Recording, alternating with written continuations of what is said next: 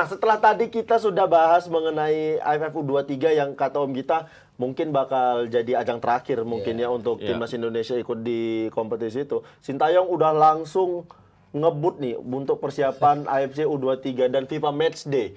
Ini kalau dilihat ada beberapa nama yang kemarin tidak dipanggil, terus dipanggil lagi. Dan ini yang menarik, cuman ada satu pemain Persija dan belum ada nama dari PSM. Apakah masih ada ketegangan di antara dua klub ini? Kita lihat ini dia pemain-pemain yang sudah fix. Ini untuk senior ya. Oh, ini untuk U23. Ya, ada Rafael Struik, ada Arkan, Bagas Kava, Nuri Agus, Titan Agung, Komang, Fatur Rahman. Oh, lebih 4. Dava Pasya, Muhammad Taufani, Ivan Jenner, Elkan Bagot, Marcelino Ferdinand, Hernando Ari, Beckham Putra, Rizky Ridho, Muhammad Ferrari, Doni Tri Pamungkas, Muhammad Rayyan. Dan yang mengejutkan ada nama Hoki Caraka. Ya, Hoki Caraka pantas sudah ya. Dia beserta Dewangga yang ya, tapi kalau Dewangga kemarin sudah dibawa lah sama dia. Hoki Caraka nih. Hoki Caraka kan reguler juga ya di PSS Sleman. Benar. Sering sebagai starter dia. Starter dan dia ini kan salah satu pemain yang gue rasa agak menyedihkan nasibnya ya, dia gagal ikut Under 20. Bener. Dia tidak diikut sertakan ke SEA Games dan dia tidak dipanggil juga waktu timnas lawan Argentina. Ya, dan ini kan sebenarnya pantas dia ada di tim Under 23 dan kalau kita bicara keseluruhan kan Sintayong harus membagi siapa yang ke Under 23, siapa yang ke senior. Ramadan Sananta kan rasa-rasanya udah ke senior nantinya ya. Jadi dia butuh seorang striker posisi nomor 9 yang ada di tim Under 23. Karena ini kan tim yang juga akan ke Asian Games nantinya kan. Ya, karena Sintayong ya cukup bijak dalam memilih pemain, jadi dia tidak terlalu sulit untuk membuat taktik ya, karena pemain U23, pemain senior, pemain yang bakal di Asian Games segala macam tidak terlalu banyak, orangnya di situ-situ aja. Dan sebagian besar nyaris yang dipanggil ini menjadi pemain-pemain yang sebenarnya di Liga 1 kebanyakan starter juga kan. Memang Hoki bisa dikatakan paling muda kan. Tapi kalau melihat cara bermain dia rasanya pantas untuk diberikan kesempatan. Dia memang secara postur nggak beda jauh dengan Sananta ya. Powernya bagus, penempatan bagus dan memang kalau head to head dengan Sananta ya pasti prioritasnya lebih Sananta dulu kan. Tapi anak ini punya potensi yang luar biasa. Tinggal mencari pendamping yang tepat buat dia karena dia tipikalnya kan finisher murni kan.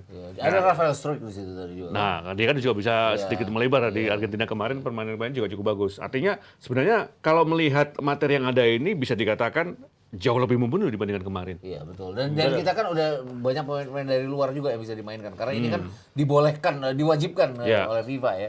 Artinya Rafael Struik, Ivan Jenner sudah bisa dimainkan. Gambarannya adalah ini peluang terbesar kita untuk lolos, untuk pertama kalinya lolos ke putaran final AFC Under 23. Ya, karena kita punya squad yang lumayan oke. Kita ada Elkan Bagot juga di bawah nantinya kan. Kayak begitu. Tapi ini yang menarik ada nama Komang sama Taufani. Kan mereka masih disanksi nih. Apakah mereka hanya sanksi AFF? Atau gimana? Karena kemarin kan keputusannya di laga internasional 6 kali kan. Harusnya ini sebelum diumumkan ada komunikasi intensif dengan AFC ya. Iya, dengan karena hitungannya baru 4 kali. Iya, dan ini kan nanti ada sekitar dua pertandingan ya kan, ada 3 tim ya. Jadi ini kan sangat menentukan loh, meskipun di posisi Taufani masih ada beberapa nama yang bisa dihasilkan, tapi sebagai pemain yang bisa melapisi posisi itu dia masih pantas dan layak untuk kembali diperhitungkan. Ya, berarti mungkin ya Sintayong berpikir kalau ada 3 pertandingan, ya dia 2 pertandingan tidak main, mungkin ada di satu pertandingan terakhir dia bisa dimainkan. Mungkin ya. Kita nggak ada yang tahu kebutuhan Sintayong seperti apa, tapi kalau Om Gita sendiri ngelihat skuad U23 yang bakal turun untuk kualifikasi AFC kali ini, berapa persen peluang kita? Dengan skuad yang ada Turkmenistan dan juga Cina Taipei kan. Gue sih peluangnya tinggi ya kita untuk lolos di sini. Kita butuh juara grup atau gimana? Juara kan yang lolos adalah juara grup dan 4 runner up terbaik yang lolos. Kita kan di grup K tuh. Runner terbaik itu dihitung dari pertandingan mereka melawan tim pertama dan ketiga kan ada tim yang ada grup yang 4 tim itu lawan tim keempatnya nggak akan dihitung. Jadi ya setidaknya masa 4 dari 10 runner up terbaik kita nggak dapat kalau gue lihat. Artinya perhitungannya harus dapat 4 poin setidaknya di 1 seri dan 1 menang untuk jadi runner up terbaik dan peluang pasti, itu ada. Dan yang pasti kita tuan rumah juga kan? Ya, kita rumah, main semua di Solo. Mainnya. Dan kita main yang pertandingan kedua dan ketiga ya setelah Cina Taipei dan Turkmenistan ketemu terlebih dahulu. Jadi kita bisa mengukur lah kekuatan besar berarti sebenarnya gambaran starternya sudah ketebak nih. Kalau itu nggak bergeser, saya yakin bisa lolos ini. Bisa lolos. Ngelihat mainnya kemarin lawan Thailand juga ya. Kalau bisa seperti itu ditambah dengan pemain-pemain yang memang selama ini dia ada di posisinya, kayak pemain kayak Marcelino mungkin bisa dipanggil, Ivan Jenner semua segala macam, peluang kita untuk lolos sepertinya besar. Besar. Dan gue lihat kan di situ ada Rafael Struijk juga ya. Kemarin waktu lawan Palestina dan Argentina kan dia main sangat simpel banget ya. Sangat simpel dan bisa bikin peluang terutama lawan Palestina ya. Sayang aja nggak bisa dimanfaatkan oleh Marcelino Ferdinand waktu itu. Dan gambaran 4 pemain belakangnya udah ketebak sih sebenarnya. Kalau memang itu tidak ada perubahan, kebayang tipe ke pemain belakang yang akan dipercaya nanti yang bukan hanya kuat dalam one on one tapi bisa build up. Ada Rizky Ridho, ada Elkan Bagot, Ya. ada di kiri kita punya di kiri kita kemarin Kemarin Karel ya. Teman Karel, tapi kan sering bermain juga 3 pemain belakang kan. Iya. Sintayong Ada Pratama Arahan Sintayong juga suka masih dipanggil itu kan. Benar ada Pratama Arahan yang baru saja menikah. Diam-diam, nggak diam-diam sih, dikasih tahu kok ke Jangan semua lupakan orang. yang senior nanti kan ada Viva Mesdi itu. Ya, tapi ini kalau dilihat lagi, Turkmenistan ya. kalau dilihat lagi pemain-pemain yang dipanggil untuk timnas senior, ini ada nama yang menarik, ada nama Egy Maulana Fikri yang kemarin sempat ditinggal, ini dipanggil lagi. Apakah sudah sekonsisten itu Egy main di klubnya? Di klubnya bagus ya. Ya. Gue ngeliat waktu lawan Bali United dan kemarin melawan Persija dia salah satu pemain yang konsisten permainannya. Artinya dia buka peluang buat tim. Ya. Nggak bikin gol tapi dia buka peluang buat tim. Oh lawan Bali United malah dia yang membuka peluang yang membuka gol bagi Ricky Kambuaya waktu itu. Ya. Jadi kalau gue lihat ya permainannya membaik di putaran sampai dengan 10 pertandingan di Liga 1 kali ini. Ya, kita lihat ini dia. Dua laga terakhir tuh, pemain dia luar biasa Ya, ya. Bagaimana ketika dia mengajak dribble, bahkan sekelas Persija pun bisa ya, selalu dia diajak lari sama dia kan. Yang mengejutkan ini ya, PSIS, Wahyu Prasetyo. Emang kalau kita melihat kemarin penampilannya Oh, itu. konsisten banget ya, Wahyu yang yang dibilang Hulk. Ya, Wahyu dengan Lusogama, 2 defender PSIS kemarin yang memang sangat bagus dan disiplin ya. Wahyu tipikal pemain belakang yang jarang naik, tapi ketika one on one dan seringkali melakukan passing positif. Betul. Itu yang Ini Adam Alex kembali dipanggil ya. Ini Ya, mungkin- ini menarik. mungkin Ada yang malah menarik kembali ya. Udah lama dipanggil, dia nggak udah lama dipanggil dia. ya.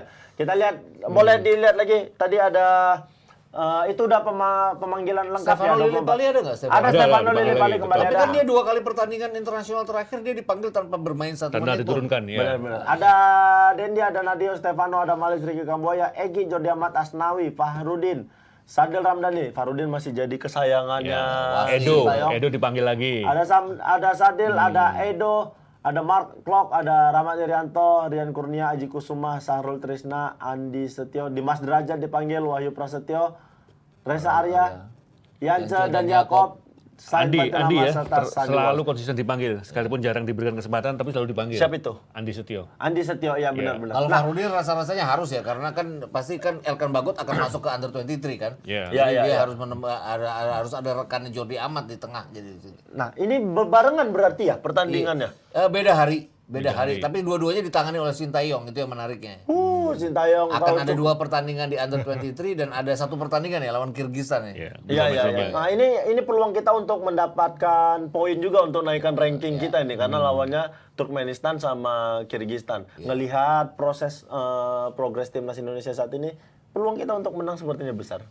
Untuk Harusnya dengan skuad yang ada ini dan ini sebenarnya kan sama dengan di U23 ya. Sintayong udah tahu starter yang harus diturunkan. Yang lainnya hanya pelengkap dan gue ngelihatnya ini kesempatan yang besar untuk mendulang poin peringkat FIFA nantinya. Dan ini kan kalau melihat keseluruhannya ini dua tim ini akan digabungkan untuk siapa nanti cikal bakal ke AFC Asian Cup tahun 2011 tahun 2024 bulan Januari ya. Ya kalau itu sudah pasti ya, karena kalau kita melihat rata-rata dari skuad umur pun juga sangat mumpuni, apalagi pemain-pemain yang selama ini sekali lagi jadi starter di klubnya masing-masing. Dan Sintayong sepertinya itu menjadi bagian ketika dia memutuskan untuk memanggil pemain itu. Ya, dan ini mereka latihannya digabungin ya sama Sintayong. Nggak tahu mekanismenya apakah ada internal match antara U23 dengan pemain yang pemain timnas senior, kita nggak tahu nih. Karena memang kalau mau dibagi latihannya juga, toh Sintayong juga yang ngelatih. Ini pertandingan akan beda 3 hari Iya, kan? secara permainan, secara sistem permainan sama segala macam. Tapi ini berpengaruh nggak gabungan latihan digabung gini? Kira-kira Om Manip? Prioritasnya kan beda dan Sintayong pasti sudah melihat kan potensi Mana yang lebih prioritas mental pemain dua-duanya nggak bisa dikatakan Makanya, tapi kalau dipikir, kalau dilihat Sebenarnya susahnya adalah gini kalau jawab pertanyaan ini. semuanya tertuju pada Sintayong ya. Kalau ada salah satu yang gagal akan ada kritik terhadap dia betul. ya. Tadi itu kemarin makanya waktu gue ditanya juara nggak nih AFF Under 23, gue bilang juara nggak penting, tapi gue ngarepin juara. Kenapa? Biar diem itu in on out kritik terhadap Sintayong hanya kayak gitu, karena pelatih ini kan belum pernah memenangkan gelar, itu persoalannya. Itu persoalan. Dan bisa dikatakan sedikitnya apes ketika dia bentuk tim, dilatih pelatih lain, justru Juara. bisa juara. itu kayak kemarin jadi itu yang dari kemarin Oki bilang ini memang harus jadi pembuktian Sintayong juga, karena kalau seandainya Sintayong gagal ini bakal jadi sorotan karena dengan tim yang sama ini kemarin sempat juara. Dan sialnya lagi dia adalah pada saat dia memegang tim yang nyaris sama, ada banyak pemain yang nggak bisa ikut kan. Betul. Rio Fahmi nggak bisa ikut, Fajar Fatur Rahman nggak bisa ikut, Rizky Ridho nggak bisa ikut. Padahal dari awal pemain-pemain itu dalam tanda petik dimatangkan oleh Sintayong kan. Ya. Kita lihat apapun itu yang dilakukan Sintayong, mudah-mudahan timnas U23-nya berhasil lolos untuk ke Piala Asia nantinya. Timnas senior berhasil memenangkan dua pertandingan internasional match-nya. Dengan skuad yang ada, Sintayong harusnya sudah bisa membentuk tim sepak bola Indonesia yang secara grafik harus naik ya. Dengan skuad yang ada, pemain-pemain kita yang banyak main di luar juga, itu harus kalau ketika kembali. Sama ada sebenarnya yang menarik, Sintayong tuh sempat mau menaturalisasi Tijani Reinders. Oh iya. Yang sekarang bermain di AC Milan. Itu pemain bagus sekali. Kalau seandainya kemarin dia sempat direkrut, sempat naturalisasi di timnas Indonesia, Apa gagal ya? Belum ke arah. Tapi mungkin belum ada kelanjutan. Tijani sudah ke AC Milan. Besar kemungkinan dong dia jadi ke timnas Belanda nih jadinya dengan gaya mainnya seperti itu. Tapi Tijani dipanggil sama timnas Belanda. Selesai sudah berarti, tidak ada lagi obrolan. Timnas Belanda senior ini. Timnas Belanda senior. Selesai sudah berarti. Kalau gitu tidak ada lagi harapan kita melihat Tijani menjadi warga negara Indonesia. Siapa tahu dia dipanggil dan hanya jadi di bangku cadangan masih bisa. Ya. Nah, Jadi berharap untuk di bangku cadangan. Ya kali. Enggak juga. Ya udah mudah-mudahan itu bisa jadi jadi semangat untuk Sintayong membentuk skuad yang baik di dua turnamen yang berbeda. Bukan turnamen yang satu friendly match, yang satu lagi turnamen yang sangat penting. Mudah-mudahan dia bisa bawa ini Piala Asia juga, karena kan dia udah ngeloloskan timnas senior Piala Asia. Kemarin dia ngeloloskan siapa satu lagi yang lolos Piala Asia? Piala Asia dia itu. Piala Asia dia. Oh, Piala Asia dia ya kemarinnya. Ya. Dan kalau lihat gambarannya kayak turnamen FIFA Matchday lawan Kirgistan nanti, itu kan harus dapat kemenangan untuk menambah peringkat kita kan. Kemarin kan kita lawan Palestina dan Argentina kita nggak bermain jelek loh, bermainnya bagus, tapi kan kita dapat poinnya minimal karena apa? Karena kita kalah dari Argentina itu. Sayang dengan main sudah bagus kita nggak dapat nilai, dan sekarang kesempatan untuk dapat nilai itu. Kalau ngomongin menang kita bakal bahas kemenangan, tapi bukan dari timnas, dari tim yang tidak pernah menang di Liga Indonesia akhirnya menang. Tapi setelah yang satu ini.